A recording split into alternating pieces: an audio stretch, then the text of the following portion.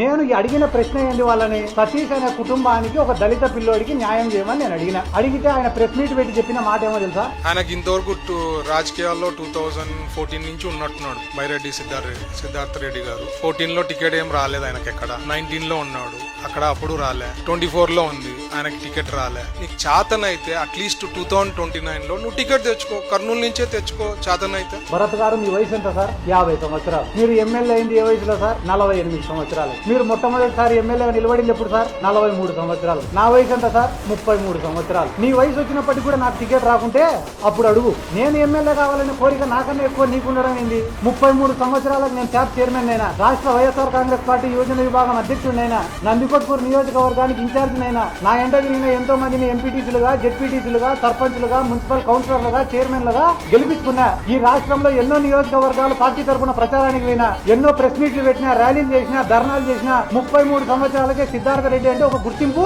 నేను తెచ్చుకున్నా. అదే 33 సంవత్సరాలకు మీరు ఉయ్యాలు ఊతాయినారా సార్? నేను అడిగే ప్రశ్న ఏంది, సతీష్ అనే కుటుంబానికి న్యాయం చేయండి సార్ అని నేను అడుగుతుంటే, సిద్ధార్థ టికెట్ తెచ్చుకో, నిలబడు, ఇదే నువ్వు మాట్లాడే మాట?